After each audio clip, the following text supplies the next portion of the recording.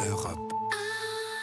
L'international et François Clémenceau, vous êtes toute la semaine au Japon, François, où le Premier ministre Shinzo Abe essaye avec son allié américain de convaincre la Chine de faire pression sur la Corée du Nord. Oui, parce qu'on ne cesse de le rappeler ici à Tokyo, notamment au ministère de la Défense. Depuis le mois de mars, 6 missiles nord-coréens de moyenne portée sont tombés dans les eaux japonaises et que 2 autres ont survolé le Japon avant de poursuivre leur route. Ce n'est donc pas pour rien que cette solidarité entre les États-Unis et le Japon s'est manifestée par un nouvel exercice militaire et qu'avant-hier, la 7e flotte de la marine américaine a poursuivi ses manœuvres en engageant 3 porte-avions à la fois, ce qui est considérable, dont un, le USS Ronald Reagan, est stationné en temps normal auprès de la base navale japonaise de Yokosuka.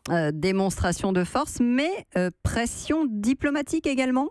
Oui, car les autorités japonaises que j'ai rencontrées depuis mon arrivée insistent pour dire qu'une solution militaire à la crise serait une catastrophe et que le seul pays à pouvoir amener Pyongyang à une table de négociation, c'est la Chine. Tout le monde le dit, certes, mais cette fois, le Premier ministre Shinzo Abe l'a martelé lors d'un face-à-face assez rare avec Xi Jinping au sommet de la PEC au Vietnam, puis avec le Premier ministre chinois Li Keqiang au sommet de l'ASEAN aux Philippines. Shinzo Abe parle maintenant de se réunir à 3, Chinois, Japonais et Sud-Coréens pour afficher une triple détermination face à la dictature nord-coréenne. Shinzo Abe parle même de se rendre en Chine et de créer une sorte de téléphone rouge pour faire baisser la tension en mer de Chine. Bref, on sent bien que face à l'essentiel, la prolifération et la menace atomique, les 2 grandes puissances d'Asie sont prêtes à se rapprocher. Les Japonais, François, sont-ils prêts justement à soutenir une frappe préventive massive des États-Unis contre la Corée du Nord ?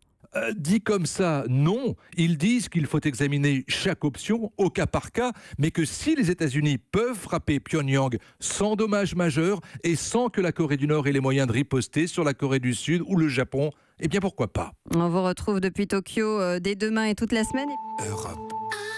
Europe 1.